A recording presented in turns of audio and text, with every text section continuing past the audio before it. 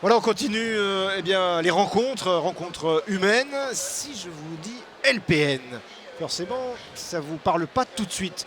Mais ça va vous parler très vite parce que j'ai à mes côtés eh bien, son CEO, son directeur général, Monsieur Tibor Vass. Bienvenue. Merci Jérôme, merci. Alors, je disais LPN. Ça veut dire quoi? Écoute, je raconte assez souvent que quand je créais ma boîte, quand je quittais la Légion 15 ans en arrière, je cherchais un nom et entre Black Cobra Sécurité et d'autres. En fait, je suis un ancien légionnaire, donc je trouvais le Legio Patria Nostra, qui est la devise de la Légion étrangère, je trouvais les trois lettres, voilà, c'est l'état d'esprit de la Légion, voilà, toujours aller vers l'avant, toujours innover. Voilà. Donc c'est comme ça qu'on est arrivé au nom de l'LPN. Voilà. Donc ça veut dire Legio Patria Nostra, mais après c'est un petit clin d'œil de mon passage ou dans une autre vie. Ouais. Alors, passage dans une autre vie, mais comme toujours, ça intéresse toujours la Légion étrangère. Juste pour préciser, ce beau petit accent que l'on entend, il vient d'où? Je suis d'origine hongroise. Voilà, voilà, la Hongrie. Eh bien, c'est la preuve aussi que c'est l'internationalisation de ce dont on va parler. C'est le Salon des maires de France.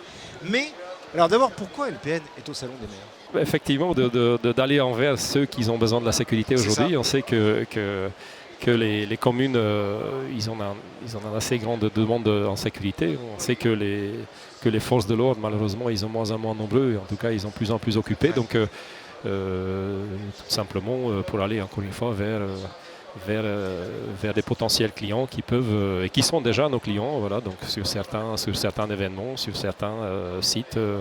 Voilà, donc c'était quelque chose d'assez naturel. Parce qu'on va quand même le préciser, LPN réalise d'abord de la formation d'élite, c'est-à-dire de gens capables de répondre à des besoins très précis, cahier des charges très précis.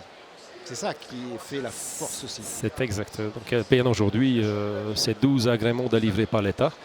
Donc nous étions la première entreprise à être autorisée d'abord de mettre en place des agents de sécurité armés.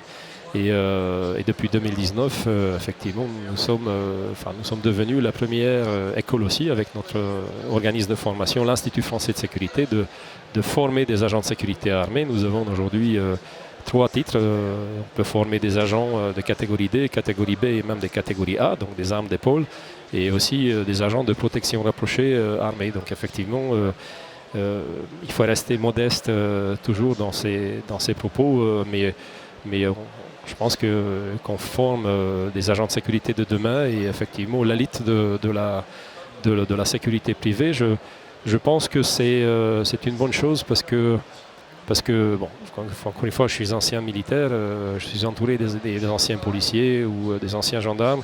Et je pense que c'est important de donner envie aux jeunes aujourd'hui de venir vers notre secteur d'activité. Hein. Donc, et si tu l'expliques que tu resteras vigile toute ta vie, je pense que ça ne donne pas beaucoup, ça donne pas envie. Maintenant, si tu dis qu'effectivement, tu peux avoir des mêmes niveaux de responsabilité qu'un policier, un gendarme, en tout cas avec le même équipement, avec la même qualité de formation, bah, ça donne envie. Donc encore une fois, oui, on forme l'élite de la sécurité privée et en tout cas l'avenir de sécurité privée. D'accompagner. Quel est le regard Tibor, mais le regard d'LPN sur le continuum de sécurité? Ta vision? La vision, nous sommes plein dedans parce que avec la formation des agents de sécurité armés, il faut savoir que dans l'arrêté qui définit qui sont les moniteurs qu'on peut employer dans notre école de formation, c'est clairement stipulé qu'on ne peut employer que des personnes qui sont un diplôme reconnu par l'administration, qui est reconnu par l'administration dans le domaine de maniement des armes. Donc nous avons échangé à l'époque avec le CNAPS et ça ne peut être obligatoirement que des policiers, des militaires ou des gendarmes encore actifs parce que comme tu sais, dans l'administration, en fait, on ne peut pas cumuler des emplois sauf dans le domaine de formation. Donc encore une fois, pour nous, c'est quelque chose de tout à fait naturel parce que la plupart de d'ailleurs, tous nos instructeurs, ils sont tous des policiers, des militaires ou des gendarmes. Donc nous sommes dans cet échange. D'une part, encore une fois, par la formation, et après aussi, puisque quand on parle de mise en place des agents de sécurité armés, Il faut savoir que pour mettre en place des agents de sécurité armés, bien sûr, déjà il faut monter un dossier, il faut déposer une demande auprès de préfecture et surtout il faut un site qui dit site sensible en fait. Voilà. Donc, sur la plupart des sites que nous sommes prestataires, c'est des sites que naturellement, il faut qu'on aille vers les forces de l'ordre pour leur expliquer que nous sommes, qui nous sommes, quels sont les risques. Donc, pour nous, c'est quelque chose tout à fait, la continuum sécurité, c'est quelque chose tout à fait naturel et les échanges sont quotidiens. Échange quotidien, échange nécessaire, c'est-à-dire qu'en fait, on va associer finalement la partie privée, la partie publique. Associer veut dire qu'on va pouvoir additionner en fait les forces. C'est ça ? C'est exactement ça. En fait, chacun y reste dans son domaine d'activité. Encore une fois, il ne faut pas qu'on empiète sur le secteur d'activité d'un autre. C'est ce que j'explique chaque fois, que nous ne sommes pas là pour aller chasser des délinquants. Voilà. Donc ce n'est pas notre travail. Nous, notre travail, c'est assurer la sécurité des sites.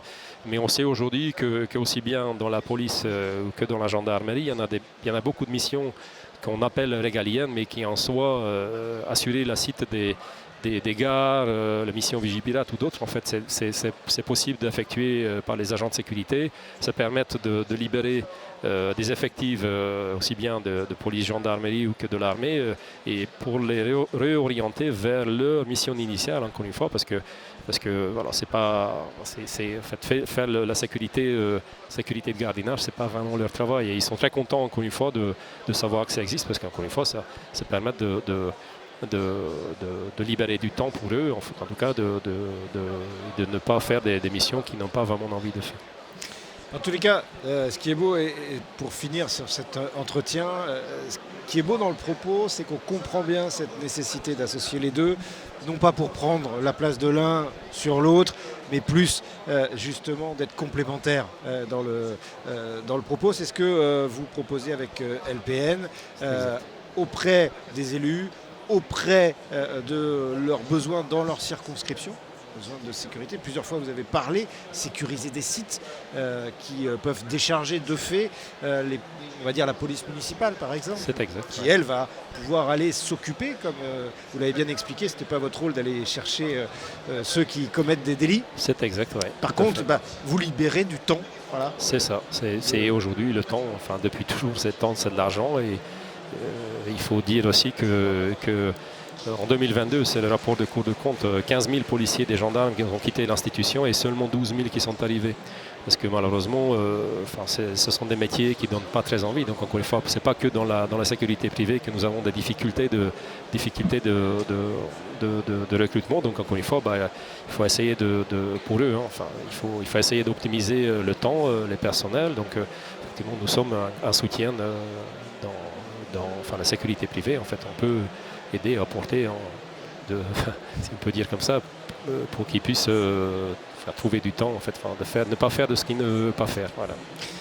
Merci en tous les cas d'avoir trouvé le temps de venir nous voir sur le plateau de Agora Manager Group. Et pour Anews Sécurité, juste parce que moi j'adore la Hongrie et j'adore cet accent-là. Comment on dirait en hongrois « Bienvenue sur le plateau d'Anews Sécurité » Alors, tu sais, ça fait 27 ans que je quittais la Hongrie. Moi, mon pays d'amour, c'est la France, tu vois, donc je ne veux pas faire des cours d'hongrois ici. Par contre, j'aimerais beaucoup vous remercier de ce que vous faites parce que, tu sais, nous sommes très axés aussi sur la communication parce que nous avons aperçu que notre petit monde de sécurité privée, nous nous connaissons tous, mais nous avons la difficulté d'aller envers les autres, en fait. Envers les autres, quand je dis vers les communes, de l'expliquer ce que nous faisons et vous participez grandement dans cette ouverture aussi d'apporter des éclairages et d'amystifier un petit peu de ce qu'on fait aussi. C'est très important, donc je te remercie vraiment encore une fois parce que vous contribuez vraiment